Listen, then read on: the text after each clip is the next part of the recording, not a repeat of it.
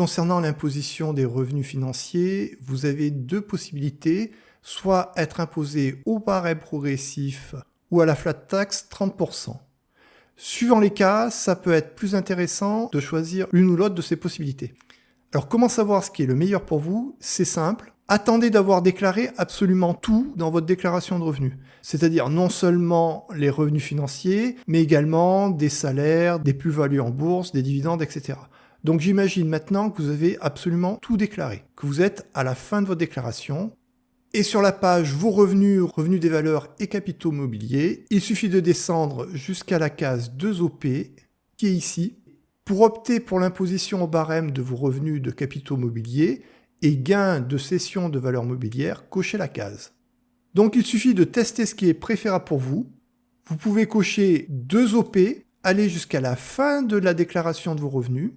En effet, lorsque vous allez atteindre la fin de votre déclaration, vous verrez l'écran suivant qui vous indique que vous êtes à la dernière rubrique de votre déclaration de revenus. Et lorsque vous avez terminé la saisie de toutes vos déclarations, si vous cliquez sur Suivant, vous pourrez visualiser le résumé de vos déclarations et le calcul estimatif de vos impôts. Donc vous pouvez faire cela une première fois en cochant la case 2OP. Ensuite, allez dans Corriger, décocher la case 2OP, valider jusqu'à la fin, jusqu'à atteindre cet écran. Et de cette façon, vous connaîtrez le montant d'impôt à payer avec ou sans la case 2OP cochée, c'est-à-dire en choisissant le barème progressif ou la flat tax. Cependant, j'ai essayé et pour ma part, à la fin de la déclaration, j'ai eu le message suivant. Compte tenu du caractère particulier de certains des éléments télédéclarés, le calcul de votre impôt sur le revenu ne peut pas être affiché immédiatement. Donc je n'ai pas pu utiliser l'astuce que je viens de vous donner. J'espère que vous serez plus chanceux que moi.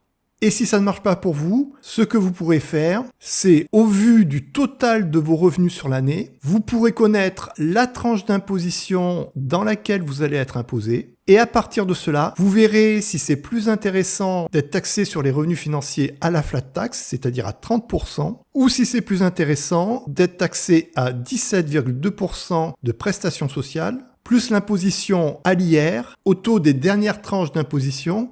Je dis des dernières tranches d'imposition, car si vous avez beaucoup de revenus financiers, il est possible que vous ayez une partie de vos revenus qui seront taxés à la tranche marginale d'imposition et l'autre à la tranche en dessous.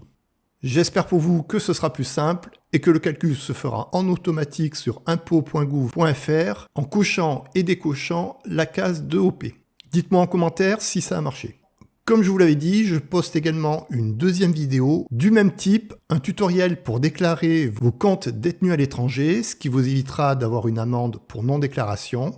Vous trouverez ce tutoriel ainsi que toutes mes vidéos sur la fiscalité dans la playlist Fiscalité de ma chaîne YouTube. À mardi prochain pour une nouvelle vidéo.